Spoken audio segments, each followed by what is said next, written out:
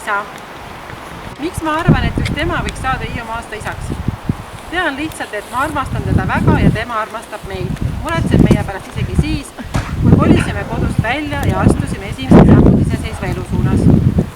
Olen küll juba 20-aastane, aga tean, et olen tal alati tema väike tütar, keda ta hoiab ning kaitseb ja sama käib ka minu venna kohta. Mina ja minu vend oleme küll juba suureks kasvanud ja pesast mõlemad välja lennanud, aga sellegi poolest kodusoojusest mõistmisest ei ole meil kunagi puudust olnud ja ei ole ka praegu. Ta on alati otsekohene, optimistlik, õiglane ja heatahtlik inimene. Üritab alati kõike mu võimete koodis aidata. Tal on lisaks kuldsele südamele ka kuldsed käed. Tihti pean siiani tema kes küsima, et kas olen tööl, kuskil midagi toimetamas või tööl, et siis Päästeametis, sest tal on lihtsalt nii palju tegemisi. Olen uhke tema üle, et ta on leidnud endale need asjad ja tegemised, mis talle meeldivad ning ta õnnelikuks teevad. Vaatan rõõmuga naeratust ta näol, kui ta saab valmis mingi asja, mille kallal ta on pikalt nokitsenud ja on ka ise tulemusega rahul. Lapsena sai temaga tihti kuskil ehitustel kaasas käidud. Igav ei hakanud mul sel hetkedel kordagi, sest ta suutis alati leida mulle tegevusi. Ta oskab igas olukorras leida midagi positiivset ja hoida teistel alati tuju üleval. Ka siis, kui olukord võis esmapilgul tunduda probleemsena. Kui ta midagi teeb, tahab ta seda teha hästi. Kui ta oma tehtuga rahul ei ole, võtab ta selle lahti ja alustab algusest. Tema põhimõte on, ma ei saa anda üle asja, millega ma ise rahul ei ole. Olen talle selle ja kõikide teiste õppetundide eest nii tänulik, sest ilma tema õppetundideta ei oleks ma see, kes ma praegu olen. See põhimõte sisendas mulle seda, et tuleb alati pingutada lõpuni ja ei tohi alla anda enne, kui ise tulemusega rahul ei olda. Olenemata oma aastate pikkusest tihedast graafikust on ta alati leidnud aega meie jaoks. Pisikesed asjad, mis määravad palju. Lauamänguõhtud, ühised teleka vaatamised, kokkamised, töötamised ja lollused. Mul on olnud imeline lapsepõlv ja ma pole mitte kunagi pidanud milleski puudust tundma. Minu isa on mulle ja mu vennal alati olemas olnud. Ta on alati valmis tegema meiega koos midagi, mis meie tuju tõstaks. Sest tema suurim soov on see, et meie oleksime õnnelikud. Ta usub minusse ja laseb mul olla mina ise. Mul pole kunagi pidanud tajuma tugevaid piire, mis mulle liiga teeksid. Olen üles kasvatatud nii, et mul on alati lastud ise õppida ja katsetada. Minu isa ja ka ema on mind alati toetanud, kui püüdlen oma unistuste poole. Kui midagi juhtub ja minu unistuste soovidega ei lähe päris nii, nagu ma ise seda soovisin, on mul isa näol olemas maailma parim tugi. 2 õlga, mille najal nutta ja 2 kätt, mis kallistustega katkised tükid õigetesse kohtadesse tagasi tulevad. Isa on mind alati suunanud ja jaganud soovitusi, aga ta pole kunagi surunud või sundinud. See on oskus, mida tahan tulevikus ka oma laste peal kasutada, sest see on minu jaoks üks õnneliku lapsepõlve alus. Aitäh, et oled andnud mulle võimaluse kasvada ja sirguda üles õnneliku lapsena. Ta on enamat kui ainult isa. Töö ja kõige selle kõrvalt, mida ta meile annab, võimaldab, jääb tal endal üle aega käia 2 korda nädalas rahvatantsutrennis. Oma rühmaga jõuab ta käia ka mitmetel esinemistel ja üritustel. Tahan, et ka minul oleks tulevikus selline energia ja ellusuhtumise rõõm. Lisaks trennile jõuab ta teha ka tervisesporti. Talle meeldib osaleda kõikvõimalikel tervisespordiüritustel. Sealt olen saanud endale ka armastuse tervisliku eluviisi vastu. Imetlen seda, kui hea sõber ta oma sõpradele on ja kui hea vend ta on. Olen enam kui kindel, et ta sõbrad ning meie sugulased on minuga nõus. Miks just minu isa peaks saama tiitli Hiiumaa aasta isa? Sest ta on eriline, sest ainult tema suudab parandada asju, mille mina, vend või ema ära suudame lõhkuda. Nagu ütles Diego Siidile jääajas. Ta on see vedel kleepuv kraab, mis hoiab meid koos. Just seda sama on minu isa meie peres. Tal on mingi võime asju parandada, aga lihtsalt sellega, et ta on ja kuulab mured ära. Mu isa on minu elus nii võimas ja mõjuv jõud, et mul pole aimugi, kes ma oleksin ilma tema toe, soojade kallistuste ja üleüldse ilma temata. Olen enam kui kindel, et kui minu issi, jah, ma kutsun teda ka 20-aastaselt issiks, ja olen uhke selle üle, ütleks tiitlit saades midagi sellist, olen nüüd täiesti tavaline isa. Aitäh, et oled just minu isa. Tervitused ja soojad õnnesoovid kõigile isadele, vanaisadele, vana-vanaisadele ja loomulikult ka kõigile emadele, vanaemadele ja vana-vanaemadele, sellepärast, et teil nii tublid, andekad, ilusad, vahvad mehed on. Üks asi, mida mees eriti ei salli, on see, kui teda õpetatakse. Päris keeruline on mehel vastu võtta näiteks õpetussõnu oma naiselt ja ma arvan, et iga naine on kogenud seda külma kiviseina, mis on ette tulnud, kui ta on püüdnud midagi mehele selgeks teha, et nii on võib-olla targem või nii on parem. Mehe jaoks on hoopis midagi muud, kui seesama info tuleb kusagilt mujalt hoopis ringiga ja tal jääb selline mulje, nagu see, mis ta nüüd just kuulis, on tegelikult tema enda mõte ja siis on see suurepärane mõte ja suurepäraselt ka elus rakendatav.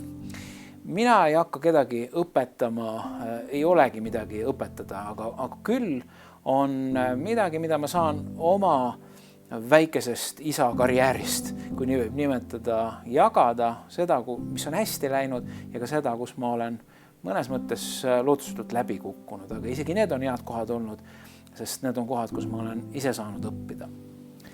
Üks, mida ma olen õppinud, on see, et ei ole tähtsamat ametit kui olla isa. Ma olen olnud sageli veel samal ajal korraga õpetaja, pastor, muusik, helilooja, meediatöötaja, videograaf ja nii edasi ja nii edasi. Ja võib-olla 10 aastat tagasi ma arvasin, et midagi nendest on see kõige olulisem asi üldse maailmas.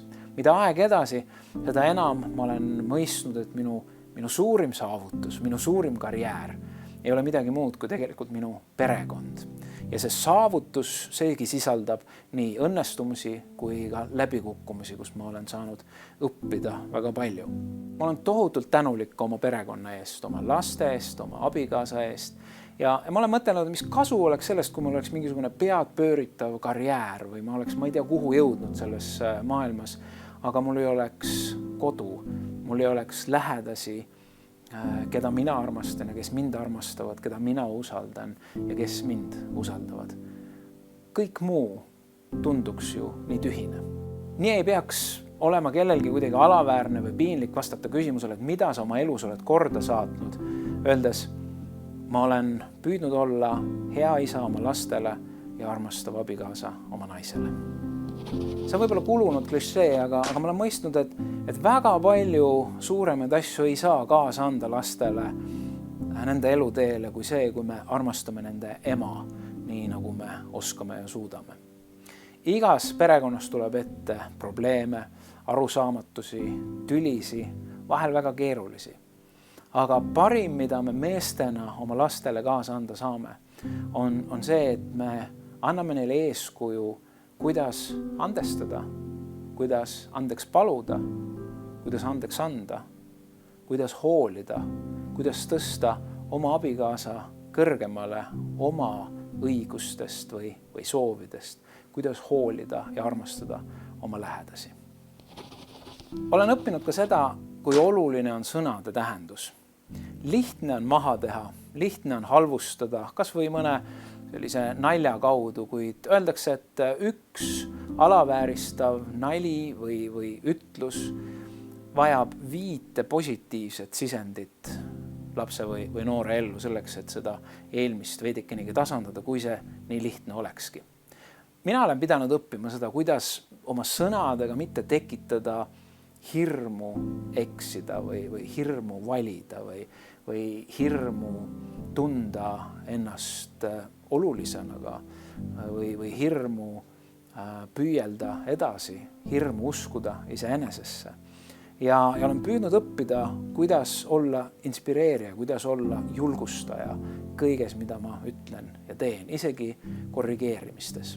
Kuigi sõnad on väga olulised, kehtib ka tõsiasi, et meie teod on enamasti need, mis räägivad valjemini kui meie sõnad.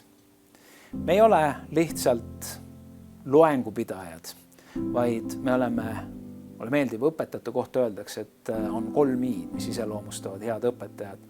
Ta on see, kes informeerib, ta on see, kes instrueerib ja ta on see, kes inspireerib.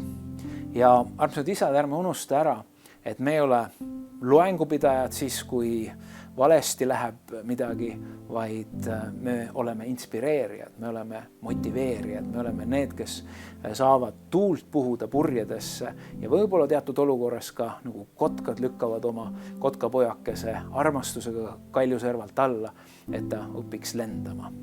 Me oleme motiveerijad, me oleme inspireerijad. Ja viimase asjana, mitte seda, et rohkem asju poleks õppinud elus, vaid viimase asjana, mida ma täna teiega, head isad, jagada tahaks, on see, et prioriteedid ja see, mis on oluline meie jaoks, ei ole see, mida me ütleme, mis on oluline. Sest me võime igasuguseid asju ütelda, vaid see, kuhu me tegelikult panustame. Öeldakse, et see, mis on tähtis sinu elus, seda me saame teada sinu rahakoti või siis, ma ei tea, pangakonto ja sinu kalendri järgi, kuhu sa aega panustad. Mina olen püüdnud elada sellise prioriteedipüramiidi järgi, kus Jumal on kõige olulisem, siis tuleb minu perekond ja siis tulevad kõik igasugused tegevused kogukonnas, kirikus, tööl ja nii edasi, nii edasi. Ja ma olen sellest korduvalt läbi kukkunud. Ma olen korduvalt jõudnud kohta, kus ma olen mõistnud, et ma räägin ühte, ma nagu sõnades ja mõtetes hindan ühte, aga tegelikult ma elan kuidagi teistpidi. Ehk ma teen kogu aeg otsuseid ja valikuid mingisuguse madalama astme kasuks võrreldes siis sellega, mida ma väidan, mis on oluline. Ja eks me õpime seda tegelikult kogu elu, aga aeg-ajalt on päris julge samm, kui me istume maha ja mõtleme, et kas meie elu teoreetiline püramiid ja praktiline püramiid, kas need lähevad kokku. Ja julge samm on ka siis teha valikuid ja otsuseid selliselt, et püüda elada nii, nagu me seda õigeks ja ideaalseks peame. Head isad, küll on hea, et me oleme olemas. Küll on hea, et me oleme olemas oma abikaasadele, oma lastele. Ja see lihtsalt, et sa juba olemas oled, see on midagi tähendusrikast. Selle läbi sa võid olla maailma muutja. Kas või ühe lapse maailma muutja või oma perekonna maailma muutja. See on oluline. Ja soovin teile palju õnnistust ja hoidmist ja selle läbi võite teie olla oma kallite õnnistajad ja hoidjad.